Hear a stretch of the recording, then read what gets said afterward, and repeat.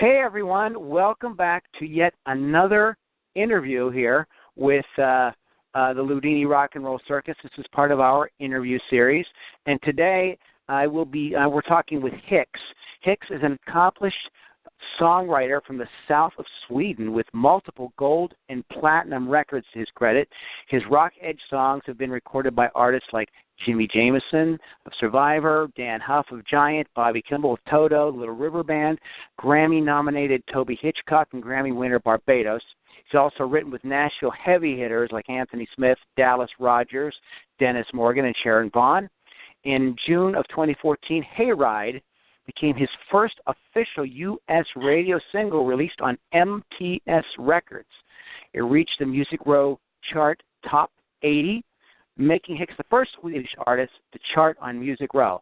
And in May, just this May here, a couple months ago, he released I Belong to You, which is a great song. And if you guys have been listening to our music versions of the podcast, you know that we've played his song. So, HICKS, welcome. Welcome. Thank you so much for having me. Thank you so much for having me. It's a pleasure.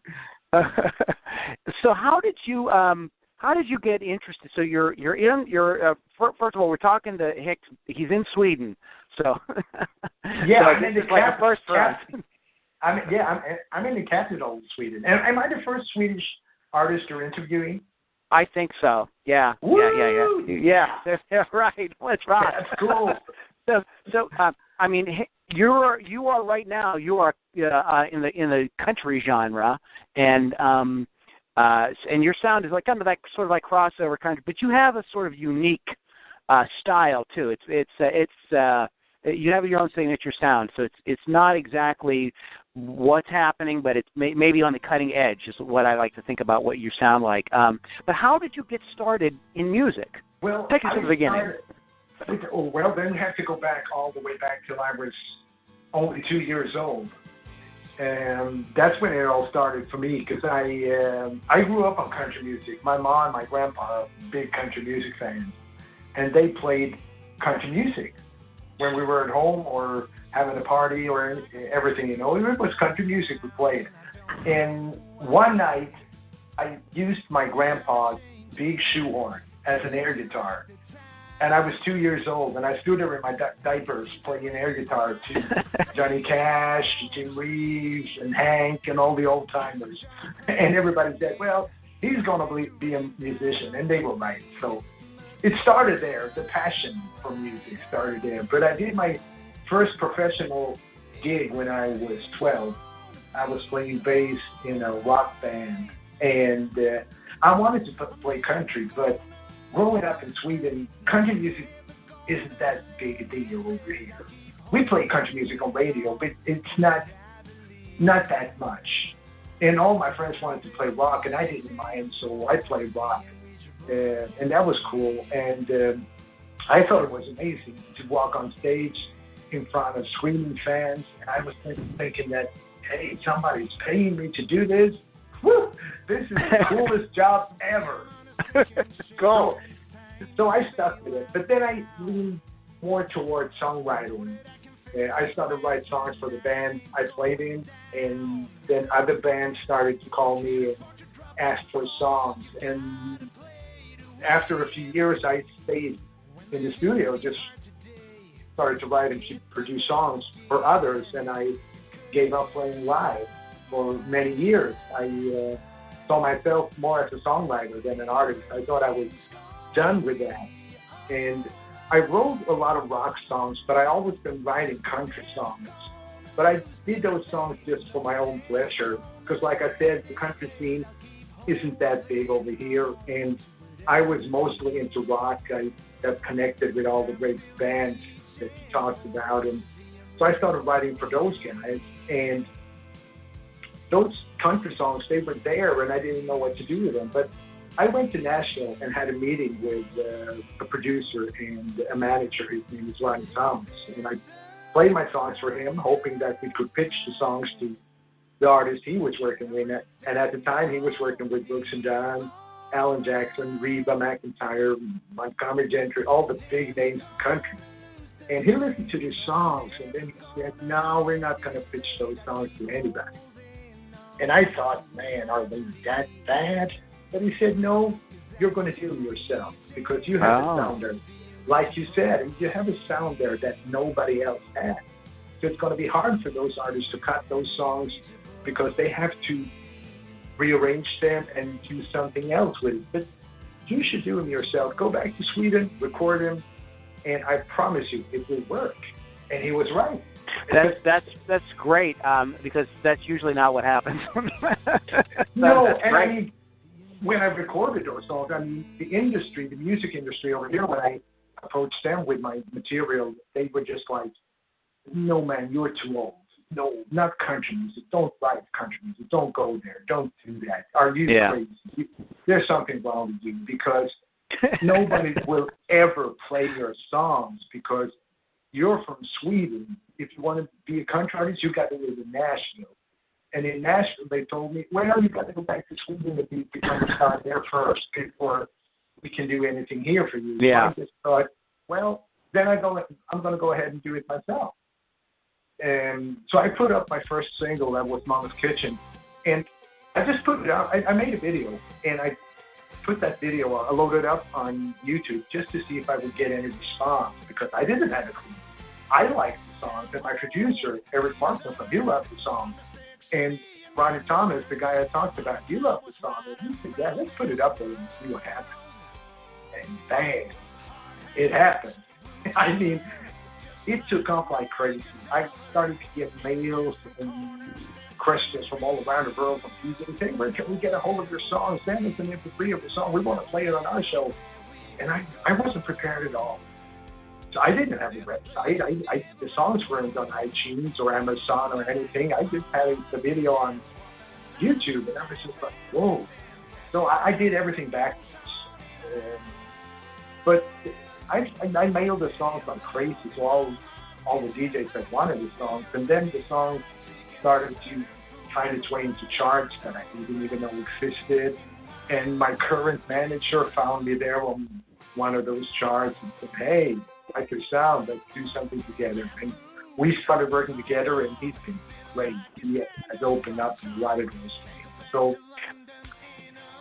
So it sounds like you found the path, with your own style. Speaking of, so tell me a little bit about the style that you have, because I guess what I'm trying to get at is what are your sort of songwriting influences? You have a unique sound. Thank you. I appreciate you saying that because that's what I'm striving for. I love the music that is produced in Nashville, but they already do that, and they do it so well. And I don't want to be a copycat of anybody. I want to sound like me. Right. And my voice is big and very gravelly, so I can't do those sweet songs. My songs.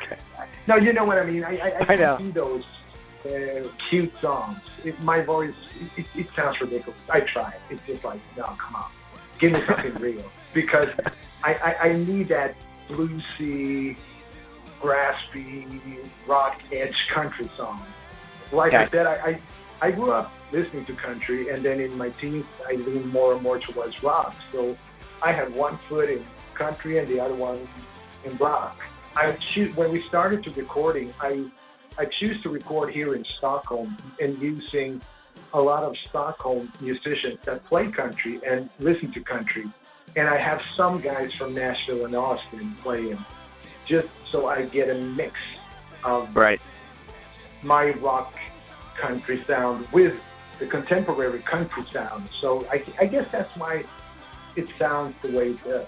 But do you have any in terms of songwriting influences? Do you have any people that you go that you really feel like are kind of maybe in the back of your mind when you're writing a song, or you don't even think that way? Well, I get influenced by great songs, and I don't care if it's a pop song or if it's a rock song or punk or whatever. I just love great songs. Okay, earlier you mentioned that you were writing songs, and you have this great list of people that have recorded your music. Now, how did that come about? How did you end up getting your music in the hands of these people? Well, me and my producer, Eric Martinson, he's my main co-writer guy I go to when I write songs. And he was working on an album with his band. His band is called HICKS, and it's a hard rock band. And they are signed to Frontiers Records in Italy, and that's the biggest hard rock label in the world these days. And they have all the Little River Band. They have the guys you mentioned, and they have Whitesnake, all the great bands these days. I think even Journey is on that label. Oh, okay. Yeah. So, and he started asking us for songs for different projects. It's like, hey, you want to write songs for these guys? Yeah, sure. We wrote a song, and they loved it, and so it snowballed from there. Oh, okay. And then when Jimmy Jameson was up to do his solo album, he wanted us to write. He called the label and said, hey, I want to work with those guys.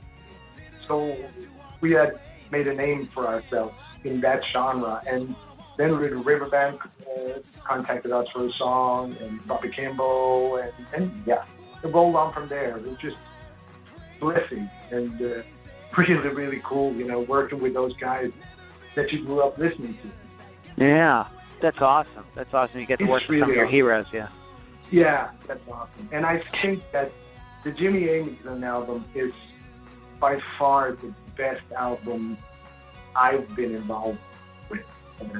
I've been involved with a lot of What's the name albums. Of that? What's the name of that album, Hicks? The name of that album is called Never Too Late, and the theme is that never give up on your dreams. Age doesn't matter, where you live doesn't matter, who you are doesn't matter. As long as you have a burning desire, follow that dream no matter what.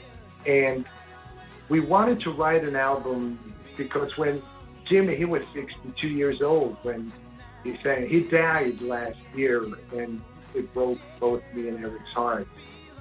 His heart stopped, and so that was the last album he did. But we wanted really to capture Jimmy where he's at. We wanted to write an album for a guy his age, because many artists, when they have other people writing for them, they are writing just general stuff that anybody at any age can sing. But when he sang those songs, he brought them so much to life than what we could do when we did the demos. First of all, he's a great, great singer. But then his life experience, everything he's been through, and when he interpreted those songs, it was just like, wow, that's just a great album. And he called us when we sent back the finished production to him, and he said, I'm sitting here in my living room crying. It's the best album I've ever done. So wow. That was a huge honor. And this idea that of like not giving up and age doesn't matter, that's sort of like a sort of reoccurring theme kind of in your life, isn't it as well? Yeah, it is, because many people are afraid to follow their dream, and then they come up with all kinds of excuses. Oh, I got the wrong hair color, or I'm too old, or I live. And you can blame it on a lot of stuff, or you can roll up your sleeves and go to work. Because if you want to find obstacles, you can find millions of obstacles, or you can just not focus on the obstacles and find a path that goes right through those obstacles. Because there's a path. There's a path for everybody. You just got to find it. Great advice. And you guys at home who are listening, I hope that you paying attention to that. I preach that regularly on my podcast anyway. So that's why I wanted you to talk about that. So thanks for talking about that. So you've had so many cool things going, and you talked about the Jimmy Jameson record. Can you want to name some other like big like highlights of your career so far that maybe you're really grateful for, really excited about? Yeah, the thing I'm most grateful for co-writing-wise is a couple of months ago I was in Nashville and I got to work with Steve Wariner. I mean, he's a country legend, one of the biggest country artists there is. And I mean, I think he had 14 number ones on Billboard, 30 top 10s. and he's just the coolest guy, and he's one of my country heroes. And again, I'm sitting there working with somebody I grew up listening to. It's just like surreal. I have to pinch myself. It's just, what? and the coolest thing about that co-write, that was I called him when I came to Nashville, and we met in London last year where we played at the British CMA. He headlined, and I played just before him. And we became friends, hung out backstage, and we stayed at the same hotel, and we got to know each other, and he invited me to come ride with him in Nashville. And he said, yeah, we got to work. This is so much fun. And I called him in Nashville, and he said, yeah, we can work here, and I got a little home studio that we could work in. Oh, cool, I thought. And he came up to my hotel and picked me up there, and we drove out to his place. And that little home studio, come on, are you kidding me? That was the biggest studio I've ever seen. Just like, it blew me away. Just like, you call this a little home studio? Are you crazy? I mean, 10 families could easily live in that studio. Nice. That was so cool. So, but we worked there. We wrote 2 great songs, and one of those songs is going to be the next single. And the coolest thing about that is that both Steve and his son Ryan is playing on the song. So that's just a huge dream come true for me. Yeah, that's awesome. You have a song out, "I Belong to You." Now, was this written with your songwriting partner, or is this just you? No, it's me, and it's Eric, my go-to guy. And okay. This time we invited a friend of mine. His name is Jörgen Ellefson, and he's a very well-known songwriter here from Sweden, but he has written 2 number ones for Kelly Clarkson, A Moment Like This and Stronger. Because we wanted to do something different. Again, I'm always looking for different new paths. And I have my sound. I sound the way I do, but I still want to evolve within that sound. So we invited him because he's a really pop guy, and we thought that could be cool just to mix it up. And we sure did. He came up with some brilliant ideas, and that was so much fun working with him. And I think the song is just amazing. I'm so proud of that song. It is. It is a very like catchy tune. You know, you end up singing it in the shower. Sort of, sticks with you. I wasn't going to ask you this, but I'm just curious. You know, you'd like to write with partners a lot. How does that work? I mean, does each person have a job, or are you guys just sort of like free forming ideas back and forth around a guitar? Like give us like a little kind of inside glimpse. I think it's different every time for every song. Okay. The co-write with Steve, for instance, when I came out to the studio, he said, I have a cool idea for a song, and he had a title. It's called, I said, it's taking a long time getting gone. And so, yeah, it sounds good. Taking a long time getting gone. And we wrote a shuffle around the title. Okay. How good it is to be in one place that you don't want to leave, but you know you have to leave, but you're taking a long time getting gone. And the other song we wrote, I had a title, Stomp a Little Louder. And I just called him and said, hey, I have a cool title. And I got the melody on the hotel, so I just sang it to him over the phone, and he started thinking, hey, I got an idea for a riff, and then we met up again, and we started writing from there with the chorus and that guitar riff. And when we wrote I Belong to You, we met up 3 guys with 1 guitar each, and we just sat there and were banging around, throwing ideas to each other, and then we just wanted to see what sticks here. Let's see. So both the lyric and the song, the melody, we wrote it at the same time there. It just kind of wrote itself, that song. I think it was Eric that came up with the melody hook there. And I belong to you. Oh, that's a beautiful melody. And then we took it from there. So I think it's different every time. Okay. Yeah, it's just kind of curious because a lot of people don't really know that world, And so I thought it would be interesting to give people a little glimpse of that. So, okay, so you've done all this great stuff. You're working with these amazing people.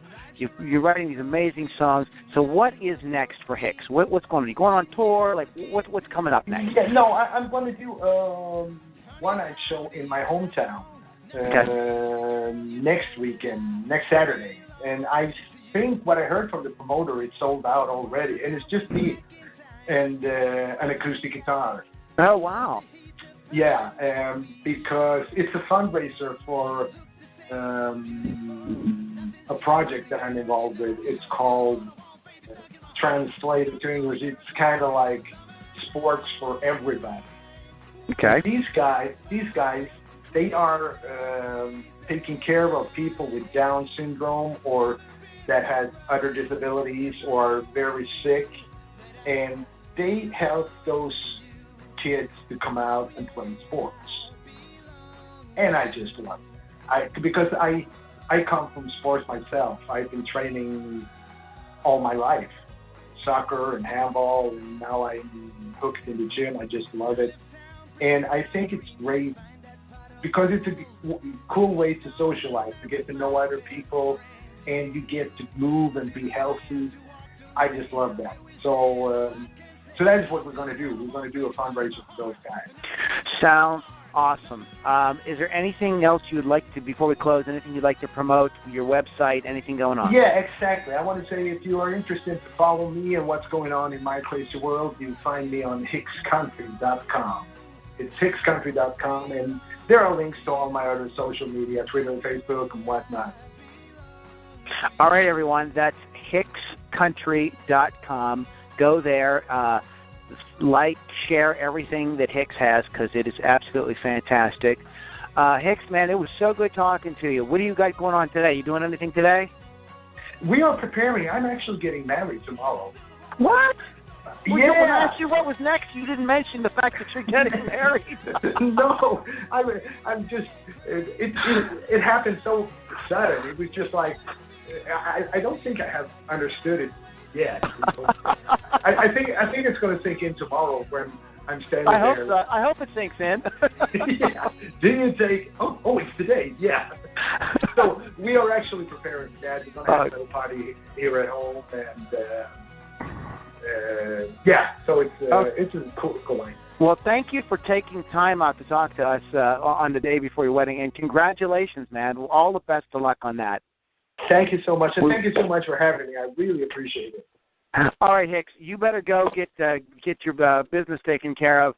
We'll talk to you soon. hickscountry.com, everybody, and thank you so much for listening. Have a great day, HICKS. Good luck, buddy. You too. Okay, bye-bye.